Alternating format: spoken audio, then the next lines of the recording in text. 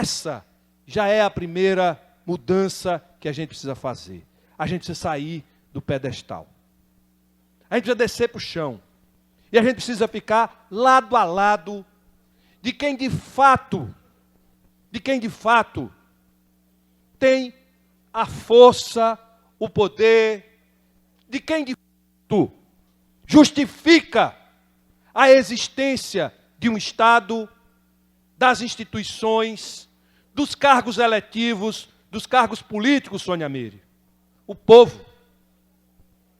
Chega da gente ter, João Daniel, chega da gente ter a hierarquia estabelecida como se alguns fossem escolhidos por Deus e os outros não.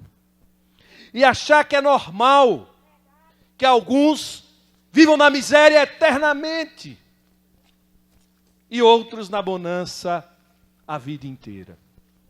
Nada disso é normal. Então, começamos bem. Começamos com uma casa bastante representativa para apresentar uma plataforma e que o próprio parlamento tem que representar aquilo que a gente propõe como um instrumento de debate. Está ao lado e não está sobre ou acima. Por isso que a gente faz esse palco aqui no meio. Porque é só um provocador. É essa a função que a gente tem que fazer, provocar. Essa plataforma é, na verdade, um instrumento para abrir o diálogo, para provocar as pessoas, para que as pessoas possam dar a sua contribuição, para que as pessoas possam trazer as suas vivências.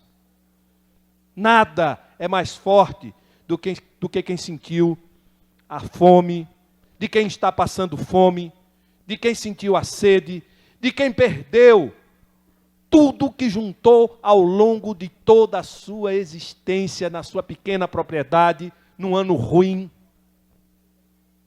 Só esse povo, e só quem passou por isso, sabe a dor. E só quem passou por isso tem a experiência de dizer como sobreviveu.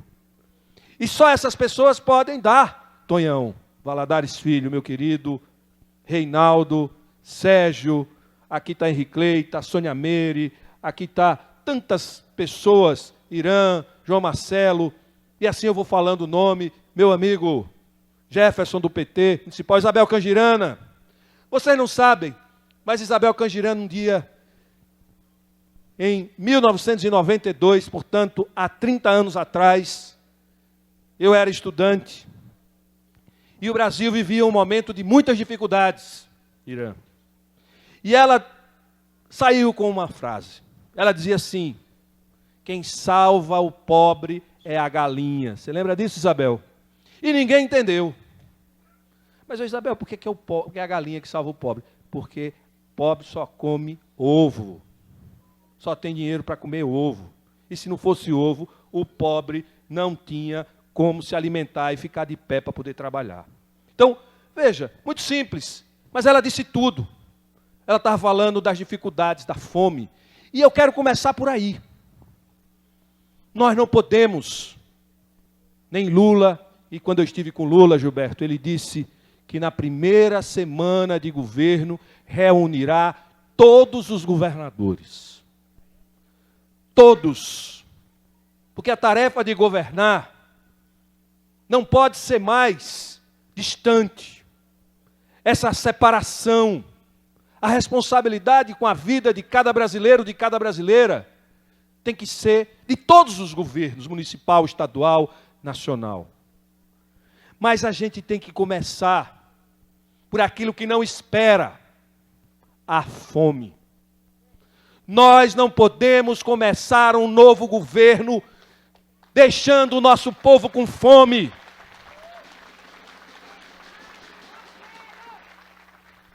Nós somos um país rico. Nós somos um estado rico. Estamos pobres, mas somos ricos. Nós temos uma zona da mata. que chove bastante, muito produtiva. Nós temos uma Agreste, Valmir, que está aqui de Lagarto, meu amigo, meu companheiro, que é produtivo. Nós temos a região sul, que é Zona da Mata, e um pouco de Agreste, que é produtiva. Nós temos o nosso semiárido, que é fértil, que tem terra maciça, terra vermelha. Se tiver água, explode. Não é isso, Roberto? João, você sabe muito bem que esse estado é rico. A pobreza que a gente vive hoje, a miséria, o desemprego, é algo que pode ter solução. Aí a gente desce aqui, Laércio, para a sua região, aqui do Vale do Cotinguiba, Laércio Passos, a gente vai encontrar Carmelita. Se a gente vai para o litoral, a gente vai encontrar reservas de pré-sal, Gilberto. Mais próximo da costa do Brasil, que nos permitiria tirar por dia 250 mil barris de petróleo. 30 milhões de metros cúbicos de gás por dia.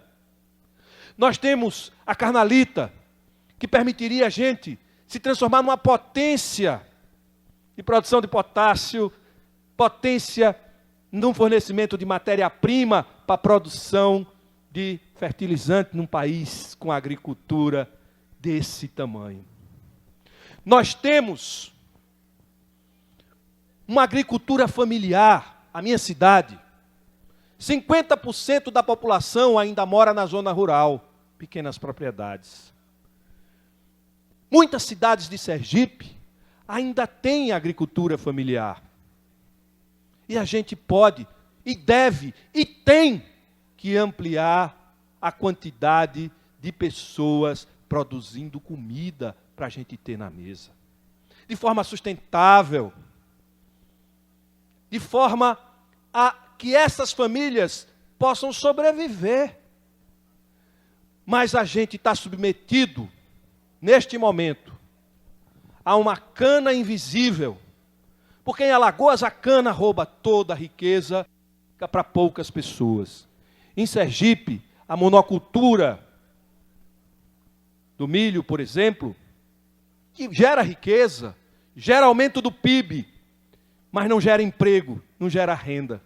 Porque você usa uma máquina e um operador e você planta 1000 tarefas, e colhe 1000 tarefas, e vende as 1000 tarefas e empregou 1, 2 pessoas durante o ano inteiro. E essa riqueza vai embora. E a gente não tem granja suína, a gente não tem granja de ave, a gente não produz proteína animal aqui. Tudo isso a gente pode fazer. A gente não tem uma agroindústria organizada para agregar valor à nossa produção. A gente está na margem do Rio São Francisco, de lá, de Canidé até o Cabeço. Todo o norte e o oeste do estado é banhado pelo Rio São Francisco. Nós podemos produzir peixe de água doce, uma riqueza sem tamanho. Mas a gente precisa processar o nosso peixe, fazer a nossa farinha de peixe, fazer a nossa ração. Sabe o que é isso, Gilberto? Indústria. Agroindústria. Mas não é para um controlar. Nós, com o MCT, com o MST, com a FETASE e com o MPA, e com todos aqueles, com a CUT, Dudu, nossa, com a UGT, com a nossa capacidade de organização, com setores empresariais. Vamos pegar toda a capacidade de organização que a gente tem, para que a gente possa produzir modelos empresariais em que a riqueza possa ser e ficar nas mãos de todos e não de um só. É importante que tenha o produtor de milho? É. Mas a gente compra essa produção de milho e beneficia aqui, cria granja de porco, granja de frango, a gente produz o peixe, a gente produz a ração que vai dar o peixe, a gente produz a farinha de peixe para fazer a ração de peixe, a gente produz camarão, beneficia o camarão aqui. Vamos fazer essa transformação. Aqui no sul do estado, nós temos um polo de confecção.